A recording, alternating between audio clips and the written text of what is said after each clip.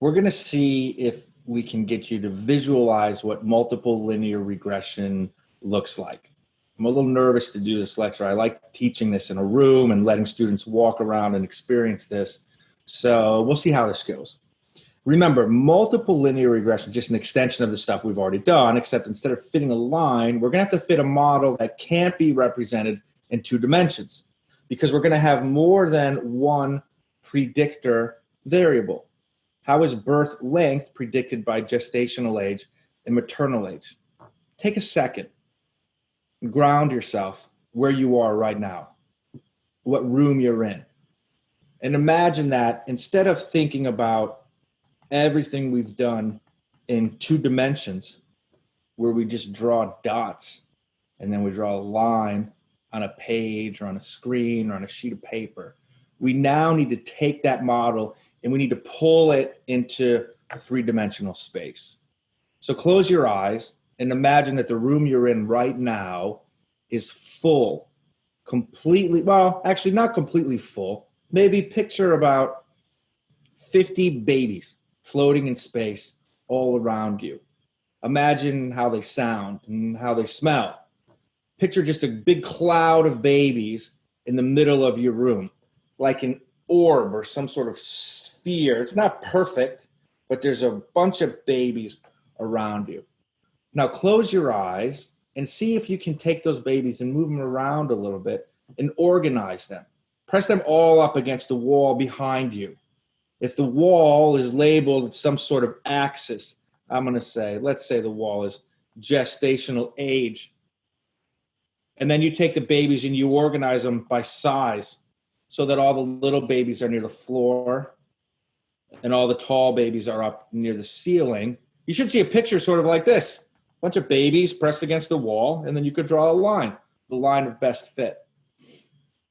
But think if we wanted to add another variable to this model, we need to add another dimension. We need to come out into the room, into the space that we're in. So I'll try to draw this axis. I'm not really good at this, but if you look, I'll try to draw a 3rd axis here. And let's say you're interested in maternal age. Does maternal age affect the size of a baby? I wonder, would teen moms have smaller or bigger babies? Would older women have smaller or bigger babies? Is there a relationship there between maternal age and the size of a baby? Well, we already know that gestational age is important. So regardless of what we think about maternal age, we sure as heck better have gestational age in that model. We better control for it or adjust for it. So picture, again, in your room, by the floor are all little babies. Up here are all the bigger babies. They're lined up in some order based on gestational age. And now grab those babies off the wall and pull them toward you in space. Pull them toward you in a way such that the babies born to teen moms stay closer to that wall. And the babies born to older moms end up back farther behind you. It's kind of something a little bit like this. It's hard to represent in 2 dimensions, but it's a 3-dimensional model. It's like, picture the babies around you organized in some way that in one wall of the room, maybe it's the wall that you see behind me here, they're lined up. And then in another wall of the room, they're lined up going this way, and they're just floating all around you in space.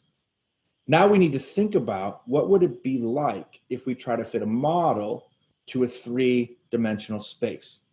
I'm going to show you an applet to help you visualize this.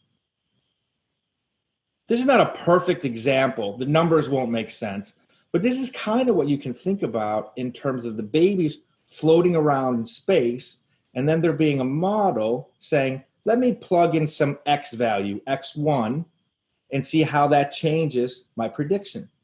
This prediction here is baby size. Taller babies are up near the ceiling. Smaller little puntable babies are down near the floor. And we see that as some variables change, your prediction kind of changes. That surface that you see, it's a plane. It's like you went to Home Depot and got a big piece of wood, and you tried to walk into the room and try to fit it in a way that minimized the sum of the squared residuals. It minimized the distance from each baby to that plane. It's almost like each baby's connected to that plane with a little rope, like a belly, like an umbilical cord. What plane, what orientation of that plane would minimize the amount of umbilical cord that you needed to use? That's the definition of the best fit model. Now, there's something really important about this model. I like this. I can see the screen right now. I can see these points hovering around.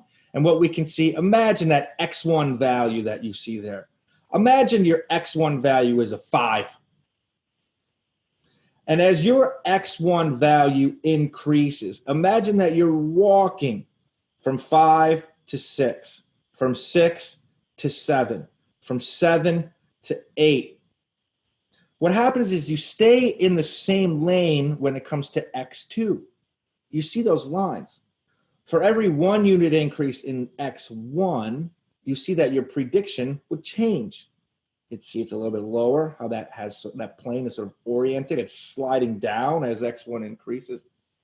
But how does your X2 change when you're walking in that lane for X1? It doesn't change at all. This is difficult to visualize, but if you can grasp this, you'll understand maybe the most important aspect of multiple regression and why we use it all the time. Let me go back to my slides, and we will see how we interpret slopes in a multiple linear regression. So you can see that in terms of gestational age, as your gestational age increases, if I were to go 1 unit, 1 unit, 1 unit, 1 unit, what happens to my prediction for birth length? Well, it goes up. You can see that there's some sort of slope to this plane. It's almost like you had a piece of wood, right? And you see that this goes up as gestational age goes up. But we also have to account for maternal age. Gestational age might increase it this way, but what happens to maternal age? Is it like this? Or is it like this? When we increase our gestation, as I increase my gestational age, look what happens with respect to maternal age. I don't change at all. And this is what's so powerful about multiple linear regression. The slope can be interpreted as, for a 1 unit increase in X, how does my predicted Y change, holding the other variables constant? This is so important. If you stopped watching the video before this point, turn it back on. You need to know this. In the multiple linear regression, we still say a slope is how does Y change for a 1 unit increase in X? We have to add this really important part now, holding all of the other variables constant. And we'll see what this looks like when we actually fit our models and then interpret them in the next set of slides.